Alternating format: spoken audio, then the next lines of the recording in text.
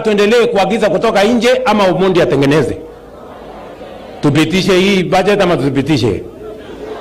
Namba ya 3, tumeweka pale tukasema simiti ambayo inaletwa kutoka nje isiletwe tena. Tuko na viwanda ya kutosha hapa, tuweke vijana wetu katika hii viwanda, watutolee simiti, tujenge nayo Kenya. Ile ya kutoka nje tuweke ushuru. Tuendelee ama tusiendelee? Tumeweka jambo la 4, tumesema mambo ya chuma ambayo inatoka nje ya Kenya iwekwe ushuru, ndio tupate nafasi ya viwanda ya Kenya inayoajiri vijana wa Kenya wapate nafasi ya kuzipanua nafasi nyingi ya ajira ipane. Wale vijana milioni 5 wapate mahali ya kujishikilia. Tupitishe tusipitishe? Sasa hii story tunaambiwa ni gani? Sijui kama tunaelewana watu wa Busia. We must be honest with ourselves as a nation.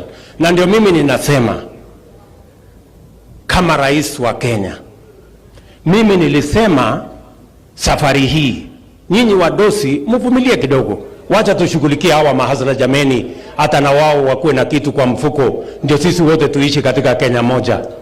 Ama mnasemaje watu wa Busia? Tunakubaliana? Mnasema tuendelee namna hiyo? Mimi nataka munisaidie mahali moja, munizungumzie huyu seneta wetu tafadhali, Bwana Omutata. Wewe sasa unataka kunipeleka kotini, na ile kazi mimi nafanya ni kupangia watu hawa ajira. Kwani sasa utaki hawa watu wapateko kazi? Please hokia tafadhali. Ama namna gani jameni watu wa Busia? Nisaidieni jameni, mumuongeleshe huyu jamaa apunguze mambo ya kotini. Yeye amesema ni rafiki yangu, na ni kweli ni rafiki yangu. Ama namna gani? Tunaelewana? Na unajua uzuri ya huyo Kia, hata akinipeleka kotini si mbaya, kwa sababu yeye hajapanga kuharibu biashara ya mtu, si ndio? At least hajapanga maandamano. Unajua kuna wengine wananitisha ati usipofanya hii tutapeleka maandamano. Sasa hawa wengine ndio wabaya zaidi. Eri huyu Okia.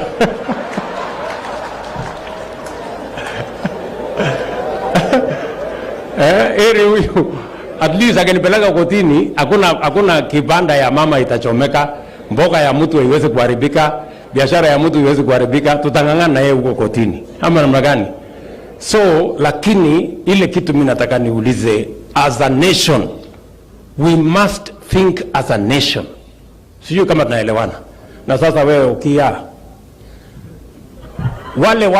wale watu wa handshake wenye walikuwa wanapanga mambo ya vyeo, mambo ya nini ya wadosi, haukuwapeleka kotini. Mbona wewe unataka kunipeleka kotini mimi nikipanga kazi ya mao mahasla?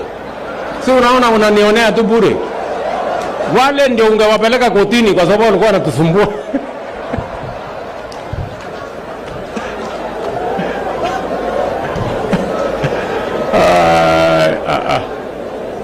Ama namna gani? Si huyo Kia ndiye angepeleka wale watu ya kutupelea BBI sijui nini wakatusumbua? Si angepeleka kotini? Awali nisamee kidogo nipange mambo ya mahasla please. Hawa watu wakishakuwa na ajira watajipanga, watakuja kujitetea kotini. Haya lawyers wakuja wajitetee kotini.